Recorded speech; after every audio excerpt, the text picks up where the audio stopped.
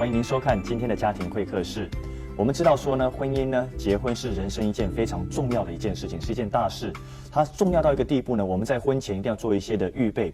但是要做哪一些的预备呢？很多人会讲说，我有做很多的预备啊，我婚前那个帖子都印好了，邀请的客人都准备好了，餐厅啊、蜜月，甚至房子都准备好了。是的，朋友们，这些的准备是非常的重要的，这是为了结婚而准备的。我们知道说婚礼可能几个小时而已，但是呢，婚姻却是一辈子的。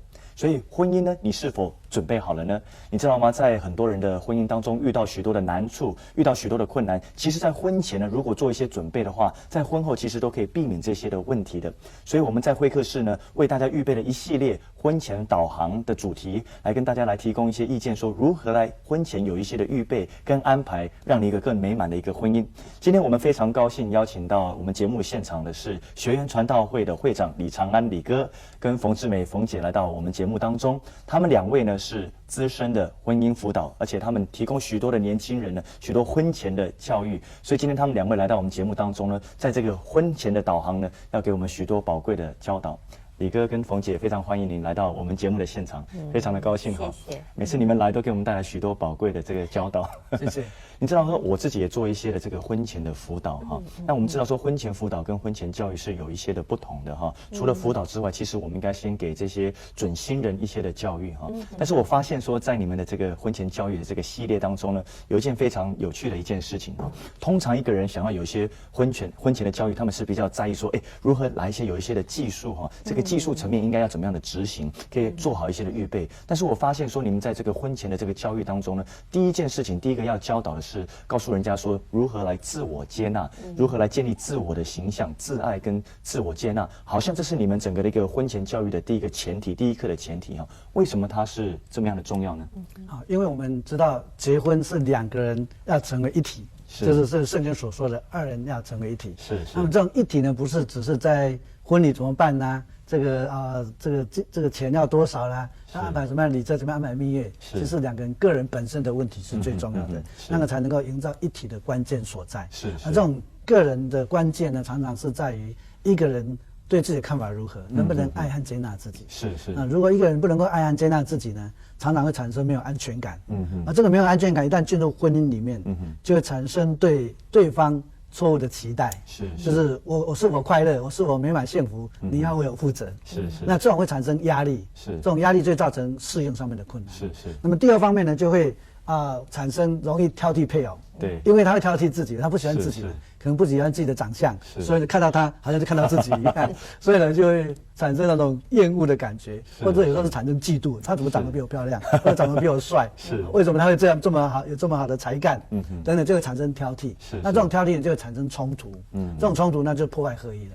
所以我们觉得这种婚姻合一与否的关键性在于人的问题，而不是在于外面技术的层面。这个很特别哈，因为很多人都认为说这个技术很重要，其实在婚前的一个准备，在婚姻里面，我们通常是把焦点是放在对方哈，但是你现在就把这个焦点先放在自己哈，自己先准备好了，再来谈说跟对方的一个关系哈。但是我们时下很多人都在讲说自我形象哈，这是很常用的一个名词哈。但是自我形象到底是什么意思呢？可不可以跟我们观众朋友解释一下？好的，自我形象呢，就是一个人对自己的看法。这种看法呢，可能来自于父母，或者亲戚朋友、老师。同学之类的对他的看法，然后转移成自己对自己的评价，自己对自己的看法。那这种就是自我形象，很可能是正面的，也很可能是负面的。不过我们看到多数人所接受到的信息都是负面的比较多。是，那我想说，冯姐哈，我们一般的时候讲说自我形象，讲说你看我的外表长得怎么样啊？我想男女在交往比较在乎的是我头发怎么梳啊？哈，今天怎么样装扮啊？戴什么样的首饰啊？哈，那怎么样就是让对方觉得取悦于对方，这很重要哈。这好像不是自我形象的一个定义嘛哈。那一个人如何来检视他自己的自我形象，他到底程度是怎么样子？他如何来调查他个人的自我形象呢？好，所以在这里我要问大家7个问题啊。那这7个问题呢，我只有一个要求，就是我希望朋友能够诚实回答自己。我想可能在荧幕上我们也会打出这几个问题啊。那第一个问题就是你喜欢自己的哪些特质？包括你的才干、你的个性，你喜欢自己的哪些特质？然后第二个问题是你对你的外貌满意吗？如果我要请你给你的外貌打一个分数，你觉得你会给你自己60分呢，30分呢，还是80分、90分啊？给自己的外表为自己打一个分数。好，第3，你常会因为自己的缺点而感到沮丧吗？或者换句话说，你的缺点或者你的弱点常常会成为你的困扰，让你觉得很自卑吗？好，第4，你常常会因为别人没有尊重或者关心你而觉得受伤或者生气吗？所以我们常常会抱怨，哦，你都不够关心我，没有人爱我。这常常会是你的一种情绪吗？觉得别人不够关心你，不够尊重你。好，第5，如果你能够选择，你愿意在哪些方面能够有所改变？如果你可以选择，你愿意在哪些方面有所改变？如果是改变你的外表呢？你要改变哪一方面？改变你的个性，改变你的能力，你希望做哪些改变？好，第6，在一群人当中，你是否常常想到别人对你的看法如何，而没有注意到别人的需要呢？在一群人当中，你是否常常只想到，那这个人怎么想我，那个人怎么看我，我今天表现得还好吗？以至于我们忽略了我们周围的人的需要。好，最后，当别人在某方面比你好的时候，你会为他高兴还是嫉妒他呢？这意思就是说，当别人表现得比你好的时候，你会觉得受威胁吗？还是你会真诚的为他高兴？那我想，如果我们诚实的回答刚才这7个问题啊，我们就会比较了解，其实我的自我形象是很坚固的，就是很健康的，或者我的自我形象是很脆弱的。这些问题不大容易回答，这个自我形象不够高的也不大容易可以回答这些问题，这一针见血。是。所以他得到这些问题之后，他回答了之后，他如何来评估呢？他怎么知道说他到底是属于比较高的还是比较低的呢？我想，如果刚才在这些问题里面，你发现你对自己的优点，你可以讲很多，或者当我问说你喜欢你自己哪些特质，你写不出来1、2项啊，这就是一个指标。那还有，如果你常常都是你跟别人在一起的时候，你的注意力都比较是在你自己身上，你比较难去想到别人的需要、别人的感受，还有你比较容易受伤很要求别人应该要尊重你，别人不尊重你，你心里就会觉得很沮丧，觉得很自卑。那还有别人表现比你好的时候，你觉得很嫉妒，那这个就是一个非常非常清楚的指标，告诉你说你的自我形象是很脆弱的，你的自我形象是不太健全的。那我们在讨论这个自我形象之前呢，我想再问一个问题那这个自我形象是如何造成的呢？那是如何形成的呢？刚才我稍微提到是可能由父母这边造成的，那可能是由于同学或者亲戚朋友这方面所给我们的影响。是。那我个人比较被影响的就是老师对我的看法。老师对你的看法。我记得我在小学1年级的时候呢，因为有时候我家里很穷4个兄弟6个姐妹，只有一个老爸在赚钱。是。那么这个到小学5年级6年级才有鞋子穿。所以这个1年级到4年级都是赤脚大鞋的，就是打着赤脚上学的。那实在是也由不得我这个样的。但是老师在学期末的评语就只有2个字而已，肮脏。所以我已经50多岁了，我还记得这2个字。那是国小1年级。国小1年级的到现在。对，其他的老师的评语我都不记得了，就是记得这2个字。所以我就觉得说，好像我走到哪里去都不受欢迎。那我的名字叫李长安同学常会叫我李短安，意思说我没有平安。我老爸希望我平安，长久平安。但是我同学就笑我说我没有平安。因为这个对我来讲说也很懊恼，我的名字就成为被人讥笑的那种对象。因为我长相又瘦又黑那叫欧巴给，就是黑骨鸡的。所以呢，我就觉得，就好像走到哪里，不是受欢迎的人物。所以我就会把自己封闭起来。那我不喜欢跟人家打交道，那过这种自我封闭的一个人生。那当然呢，因为不跟人家打交道，封闭了，所以就也没有什么朋友，不容易开放自己，也不容易表达自己的感觉，不容易跟人家建立关系。所以这种就是一种封闭的那种负面的自我形象。所以说老师的影响很大老师对一个学生的影响还有同学的一个影响是很大的有可能来自父母的。对，那因为你把自己打开的话，他们其实这样子对你说一些的负面的话，其实是造成很大的伤害所以与其要被伤害，最好方式就把自己封闭起来，它就变成一种循环恶性循环那因为你封闭起来之后呢，你就可能是更没有朋友，你自我形象可能又是更差，然后又继续对，然后又更封闭对。那对冯姐呢，这个怎么造成的呢？刚常安提到说是父母他提到的比较多是老师哈，但是我想其实还有一个可能是更重要的一个来源，就是父母亲对我们的看法啊。父母亲对我在学校演讲的时候，我常常问同学，就是国中、高中还有大学的这个学生哈，我说，请你们说说看，是别人对你的看法影响你比较重要，还是你对你自己的看法影响你自己比较重要？结果我们发现。很多学生都认为别人对我的看法影响我比较深远。可是如果我们从心理学的角度来看其实应该是自己对自己的看法影响自己比较深远。那但是我们怎么看自己呢？我们对自己的看法是来自于在我们整个从小出生，可能到18岁之前这个阶段。我们周围最重要的人对我们的看法，那其实我们周围最重要的人是我们的父母亲。所以如果我也要问，就是我们今天的观众朋友，就是如果今天我问你的父母亲说，哎，你要不要说说看，你这个孩子他是一个怎么样的孩子？如果今天我问黄老师，您的爸爸妈妈，你们对这个儿子的看法如何？那其实我也问每一位观众朋友，就是如果问你的爸爸妈妈说，你的这个女儿、这个儿子，你觉得他怎么样？那你认为你的父母亲会给什么样的答案呢？可能在你的心里你会说，哎，我爸爸一定会摇摇头说，这个孩子啊，还好啦，只是从小他就不够努力。你看，他如果更努力一点，今天搞不好是读哈佛，不是只读什么哈。如果他更听话一点我就不用那么为他操心可能这是你认为你爸妈会给的一个答案。哎，我这个女儿啊还不错啦，不过就是脾气别扭了一点，哎呀，这脾气不好你觉得你父母亲会给的是一个正面的或者是一个负面的回答？那一个正面的回答可能是说，哎呀，我这个孩子从小就让我非常的满意，从小就带给我很大的快乐，很大的安慰，我好以这个孩子为荣那如果是这样的话，我认为你对你自己的看法可能就是非常正面的。可是如果你父母的回答是他觉得哎，这个孩子让我头痛，那很可能我们就会觉得自己不是一个那么有价值的人。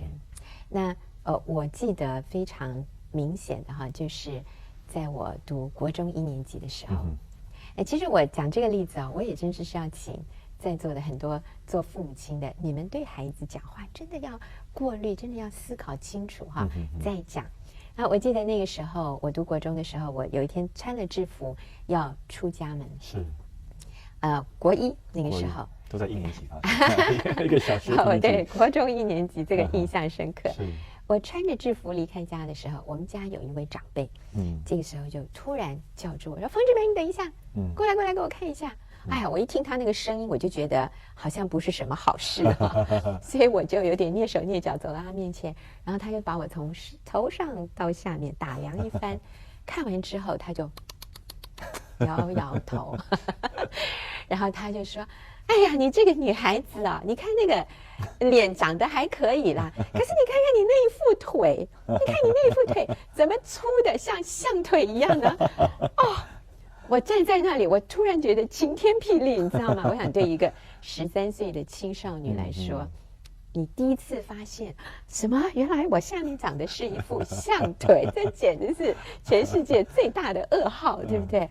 我心里想，我活了13年，我从来不知道这件事所以我那时候就丢下书包，丢到这个客厅，然后我就冲回我的房间，关上门，然后我就站在镜子前面看我自己，我就前看后看左看右看，然后你知道黄老师，我就在我13岁的那一年，我做了一个我人生中非常非常错误的决定。你知道这个决定是什么？就是我选择相信这个人的话，我选择相信这个人对我的评语虽然说我们同意就是每一个人都有自由说任何的话，对不对？他对你有任何的看法，他有自由。那他要怎么评论你，其实这也是他的自由。可是我有什么自由呢？我有自由决定我要不要接受相信他对我的评语。而那一天我做的这个错误的决定，你选择就是接受这样的一个评语。所以我接受了他，我把他对我的看法接收进来，放在我的心里，就成为我对我自己一个非常重要的一个评估自己的一个指标。是。那当然这是一个错误的一个看法哈，但是从那个时候开始之后的10年，你知道这个人的一句话影响我10年，影响李哥是一辈子哈。哦，没有，后来是他救我的，跟我结婚就改变了。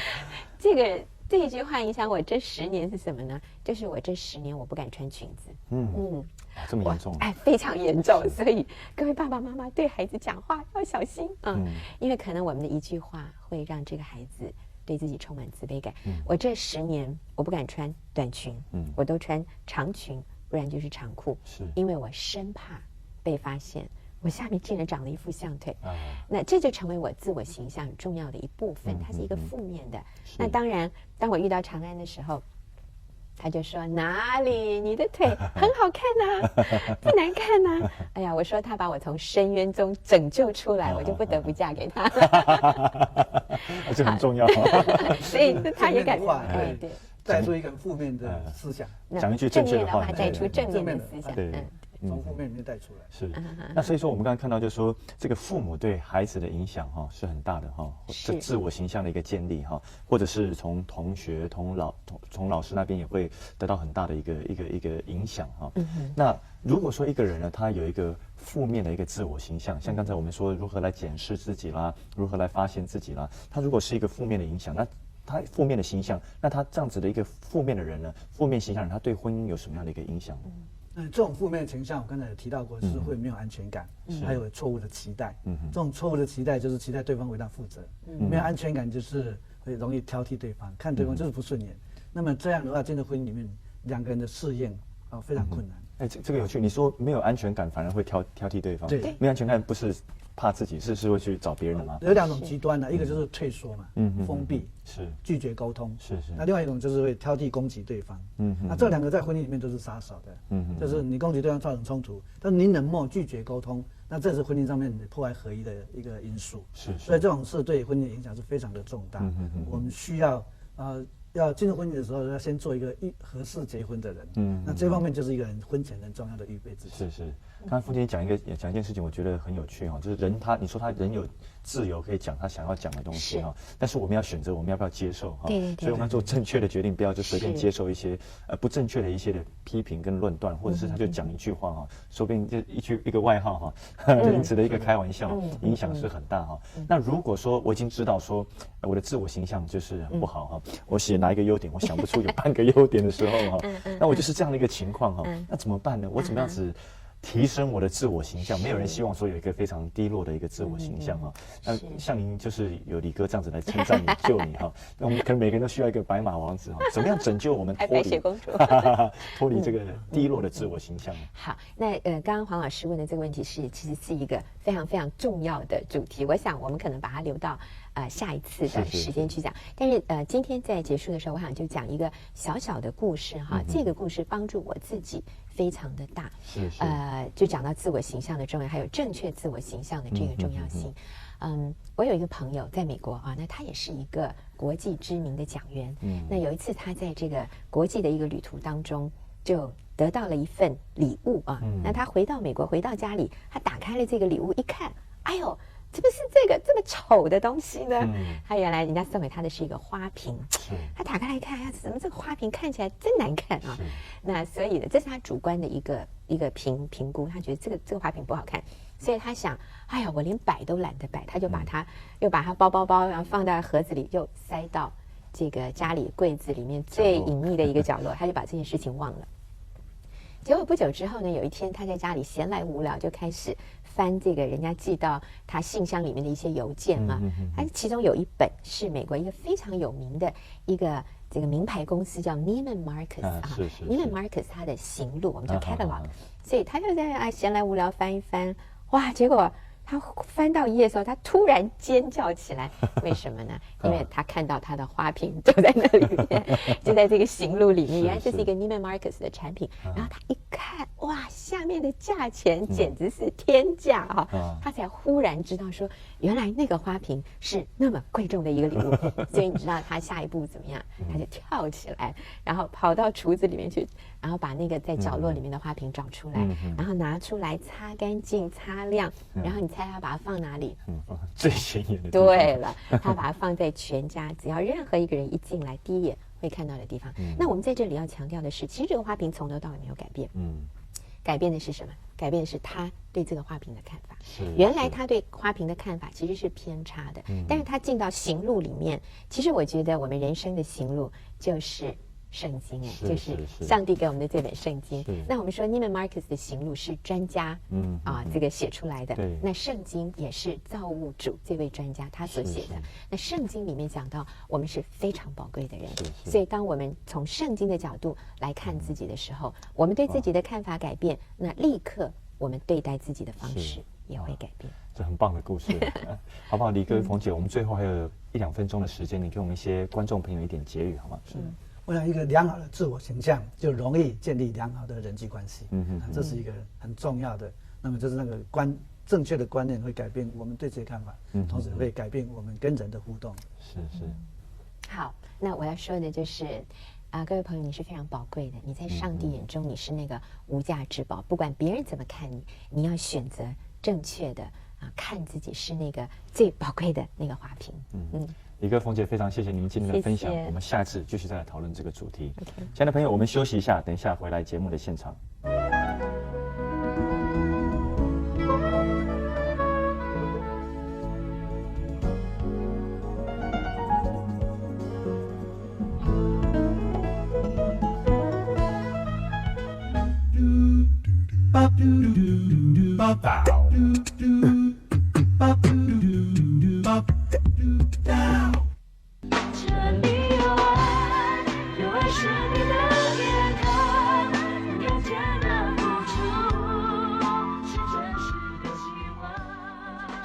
欢迎回到家庭会客室。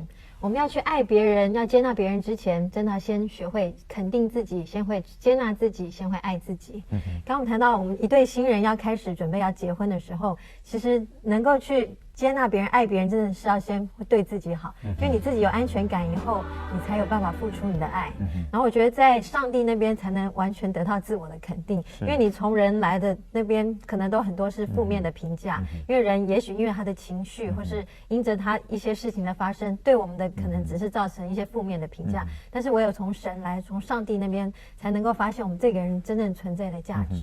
所以今天这个李哥跟冯姐他分享，我觉得非常重要，就是说很多人是他一个自我评价是根据一些外在的一些东西，像说是他的外貌，以他的美貌来评断。那我们刚才讲到说，就是一个再漂亮的人，他自己也不能确定说他自己也是得不到满足的。他可以什么都拥有了，甚至他可以有很大的一个成就的，他也是没有办法得到满足。所以不管是外面的东西，不管是用美貌、用外貌来看，或者是以成就来看，这些东西不是绝对的。那很多的时候，我们喜欢给别人贴上标签，就认定说你就是这个样子，甚至我们对我们自己也是这个样子。我们不一定相信我们对自己的评价，但是我们很容易相信别人对我们的一个评价，那甚至有一个非常低落的一个自我的形象。但是呢，因为你认识了这位创造我们的神的时候，创造我们的造物主的时候，我们就可以有一个正确的一个自我的一个评价。因为认识了那位造物主，我们对我们自己有一个好的一个正确的一个认识。所以因为有了一个自己一个正确的一个了解，我们还要进一步讲说，不是因为了解自己就可以停在那个地方。我们了解我们自己，我们可以进一步的为自己预备一个，而且发展一个合适的一个可以发展的一个计划，给自己一些的空间，一些合适，而且实际上可以做得到的一个发展的一个计划。这对我们培养、重新再建造我们一个自我的一个形象有极大的一个帮助。所以你一个人有一个好的一个自我形象，你个人不只对你自己有益处，对你的婚姻也是有极大的一个帮助的。对。其实让我们真的是从上帝那边先得到我们自我的形象被肯定以后，你在对你的婚姻，然后对你的家庭，你有办法付出你的爱，你有办法接纳你的另外一半。今天非常谢谢你收看我们节目，我们下次再见。如果你有任何事情，请您传真、写信、打电话给我们，我们下次再见，拜拜喽。愿上帝赐福您。